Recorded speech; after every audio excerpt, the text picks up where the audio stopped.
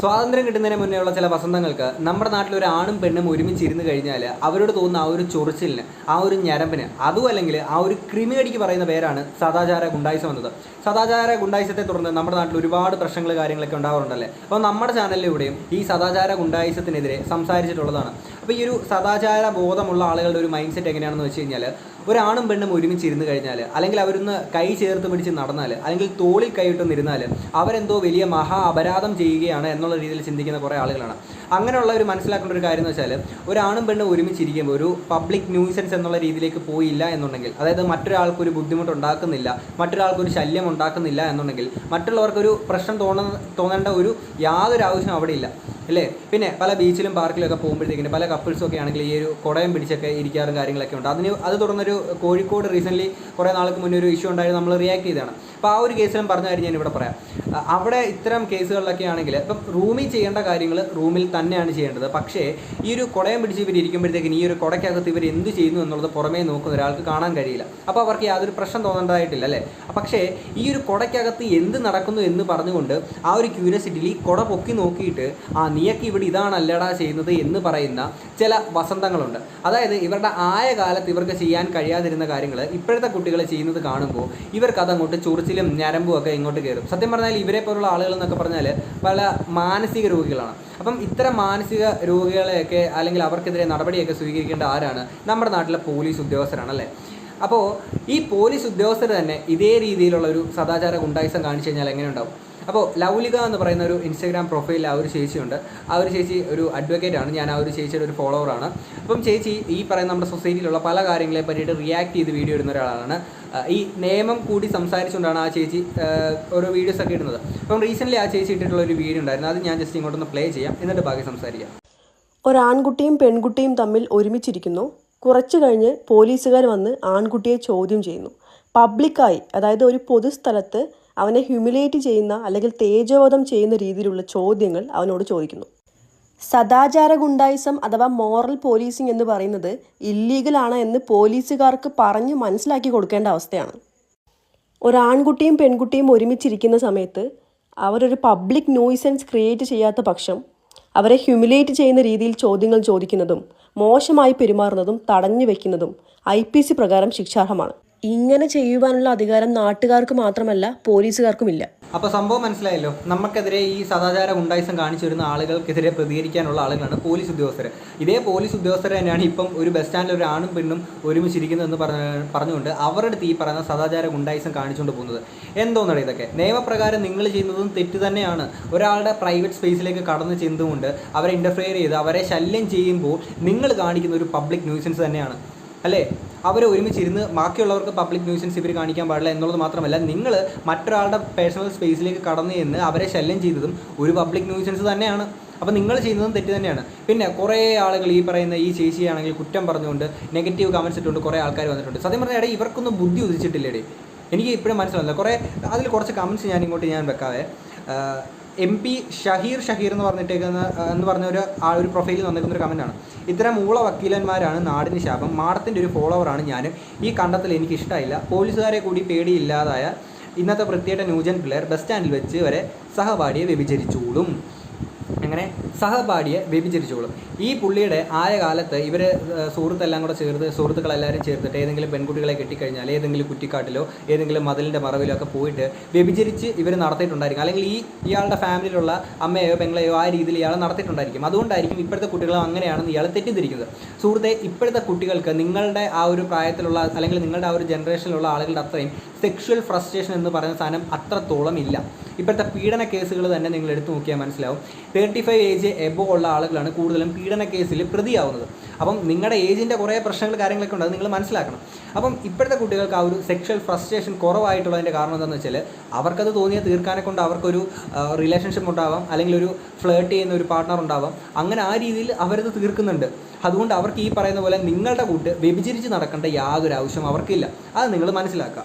പിന്നെ നിയമം പഠിച്ചവരാണ് പലപ്പോഴും നിയമപാലകർക്ക് തലവേദന. സേഫ് സോണിൽ നിന്ന് പ്രവർത്തിക്കുന്ന പലരുടെയും വിചാരം പോലീസ് അവരുടെ പേഴ്സണൽ ബോഡി ഗാർഡ് ആണെന്നാണ്. ബിഗ്ഗസ്റ്റ് പോപ്പുലേഷനുള്ള നമ്മുടെ രാജ്യത്ത് ലോ ആൻഡ് ഓർഡർ മെയിൻറ്റെയിൻ ചെയ്യാൻ പോലീസ് അനുവദിക്കുന്ന സ്ട്രെസ് മനസ്സിലാക്കുക. പ്രിവെൻറ്റീവ് ആക്ഷൻസ് എടുക്കാൻ കഴിയാതെ നിഷ്ക്രിയമായ സംവിധാനം അത്ര നല്ലതല്ല. ബസ് കാത്തു നിൽക്കാനുള്ള സ്ഥലമല്ലേ, സല്ലപിക്കാൻ സ്പേസ് പ്രൊവൈഡ് ചെയ്ത് ഗവൺമെൻറ് ഇതുപോലുള്ള ഇറിറ്റേറ്റിംഗ് സിറ്റുവേഷൻസ് ഒഴിവാക്കണം. അതായത് ഈ കുട്ടികൾ അവിടെ സല്ലപിക്കാൻ വന്നിരിക്കുകയാണ്, അതാണ് ഇത്രയും വലിയൊരു പ്രശ്നം ബാക്കിയുള്ള ആളുകൾക്ക് ഇറിറ്റേറ്റിംഗ് ആയിട്ടുള്ളത്. നിങ്ങളുടെ ആയ കാലത്ത് നിങ്ങൾ ഒരാണും പെണ്ണും ഒരുമിച്ചിരുന്ന് സംസാരിച്ച് കഴിഞ്ഞാൽ ഈ പറയുന്ന ചുറ്റുപാടുമുള്ള നാട്ടുകാരും ആൾക്കാരും എല്ലാം കൂടെ നിങ്ങളെ പറ്റിയിട്ട് പിറ്റേ ദിവസം തൊട്ട് വലിയ വലിയ കഥകളായിരിക്കും അടിച്ചിറക്കുന്നത്.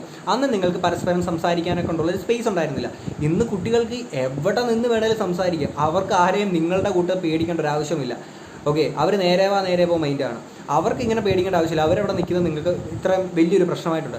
അപ്പോൾ നിങ്ങൾ ബസ് സ്റ്റാൻഡിൽ സല്ലപിക്കാൻ വേണ്ടിയിട്ടാണോ നിൽക്കുന്നത്, അല്ലെങ്കിൽ ബസ് കാത്തിരിക്കാൻ വേണ്ടിയിട്ടുള്ള സ്ഥലമല്ല എന്നൊക്കെ നിങ്ങൾ പറയുമ്പോൾ മനസ്സിലാക്കേണ്ട ഒരു കാര്യം എന്താണെന്ന് വെച്ചാൽ, നമ്മുടെ ഇന്ത്യൻ കോൺസ്റ്റിറ്റ്യൂഷനിൽ എവിടെയും പറഞ്ഞിട്ടില്ല ഒരു ആൺകുട്ടിയും ഒരു പെൺകുട്ടിയും കൂടെ ചേർന്ന് ഒരു ബസ് സ്റ്റാൻഡിൽ ഇത്ര മണി മുതൽ ഇത്ര മണി വരെ മാത്രമേ ഇരിക്കാൻ പാടുള്ളൂ എന്ന് എവിടെയും എഴുതി വെച്ചിട്ടില്ല.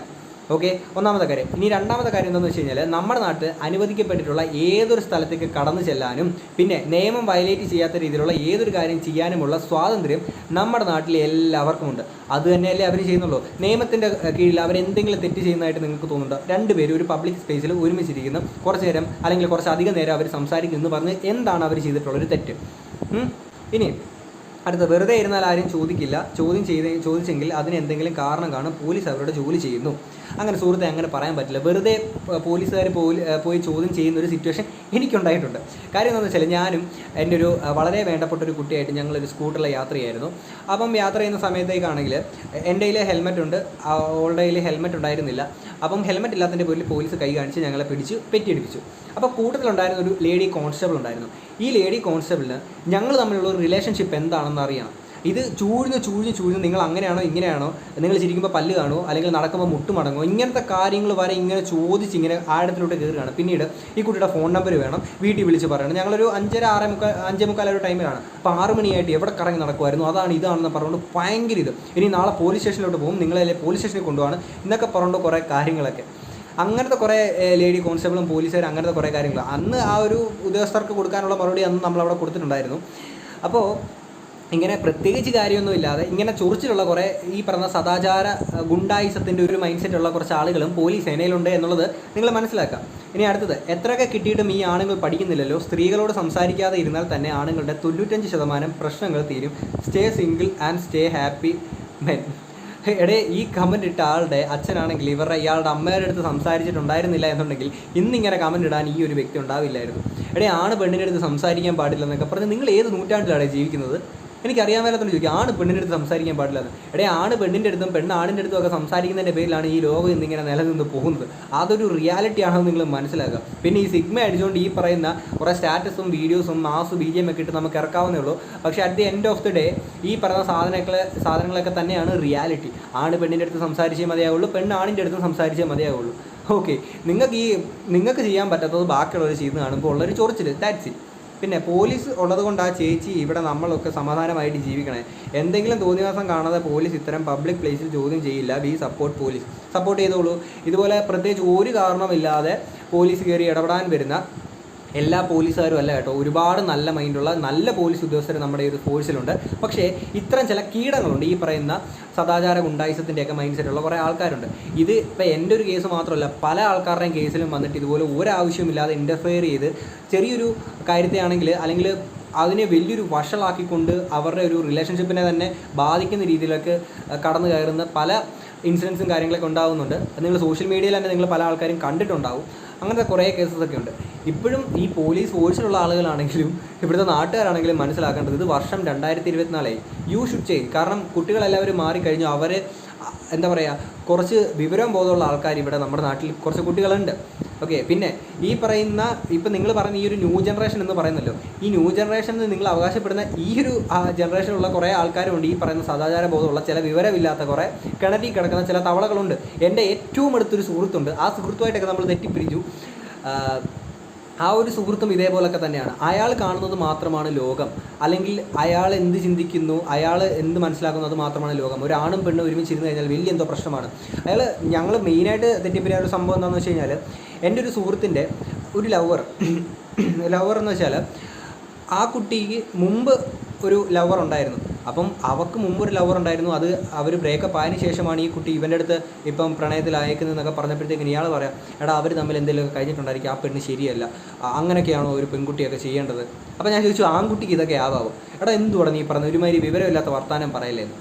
അങ്ങനെയുള്ളൊരു സുഹൃത്ത് ഞങ്ങൾ തമ്മിൽ. അപ്പോൾ ആ ഒരു സുഹൃത്തിൻ്റെ ഒരു മൈൻഡ് സെറ്റ് എന്താണെന്ന് മനസ്സിലാക്കണമല്ലോ. അങ്ങനെ കുറേ ഇൻസിഡൻറ്റ് കാരണമൊക്കെ പുള്ളിയായിട്ടൊക്കെ നമ്മൾ തെറ്റിപ്പിരിയ കാര്യങ്ങളൊക്കെ ഉണ്ടായിരുന്നു. അപ്പോൾ അങ്ങനെ ഒരു മൈൻഡ് സെറ്റുള്ള ആൾക്കാർ ഈ ജനറേഷൻ, നിങ്ങൾ പറയുന്ന ഈ ഒരു ന്യൂ ജനറേഷനുള്ള ആളുകളിലും ഉണ്ട്.